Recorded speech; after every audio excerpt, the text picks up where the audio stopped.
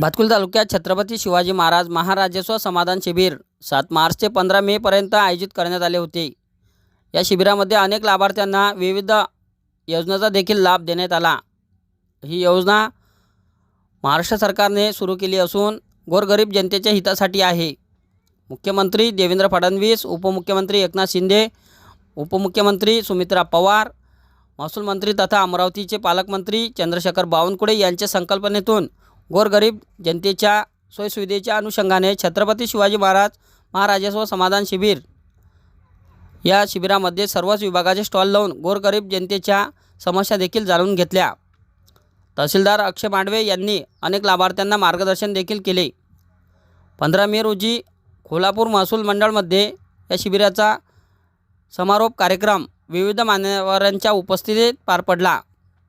Chhatrapati Shivaji Maharaj, doctor Babasaheb Ambedkar, संत गाडगे महाराज यांच्या प्रतिमेचे आणि फोटोचे पूजन विविध मान्यवरांच्या हस्ते करण्यात आले।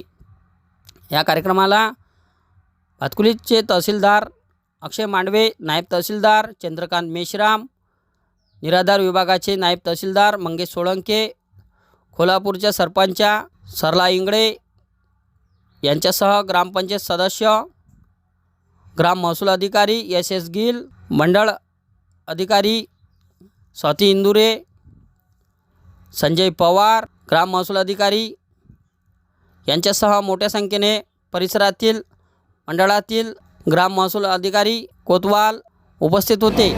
महाराष्ट्र सरकारतर्फे 7 मार्चपासून छत्रपती शिवाजी महाराज महाराजस्व समाधान शिबिर हे संपूर्ण राज्यभर राबविलं गेलेलं आहे आणि त्यामध्ये भातकुली तालुक्यामध्ये 7 मार्चपासून आम्ही जे अभियान राबवलं त्यामध्ये आज 15 मेला हे कोल्हापूर या ठिकाणी याचा आता शेवटचा हे शिबिर आमचा आज या ठिकाणी संपन्न होत आहे। माननीय मुख्यमंत्री महोदय, माननीय उपमुख्यमंत्री महोदय, माननीय उपमुख्यमंत्री महोदय तसेच माननीय पालकमंत्री महोदय चंद्रशेखरजी बावनकुळे साहेब यांच्या मार्गदर्शनाखाली संपूर्ण महाराष्ट्रभर याला नागरिकांनी उत्स्फूर्त असा प्रतिसाद दिलेला आहे आणि या शिबिराच्या माध्यमातून विविध 15 प्रकारच्या महसुली सेवा या आम्ही नागरिकांना दिलेल्या आहेत। यामध्ये जातीचे दाखले असतील, वन टाईम येणे असेल, सामाजिक अर्थसहाय्याच्या योजना असतील व इतर विभागाचे जे काही लाभ आहेत हे सुद्धा आम्ही या माध्यमातून नागरिकांना दिलेले आहेत आणि यापुढे सुद्धा जर का काही नागरिकांच्या अडचणी असतील किंवा तक्रारी असतील तर त्या निश्चितच आम्ही त्यांच्या त्या तक्रारी किंवा अडचणी यांचं निराकरण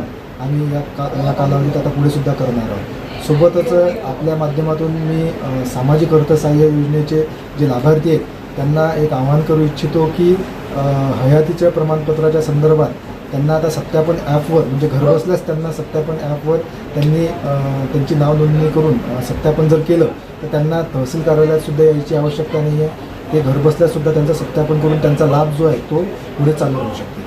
धन्यवाद।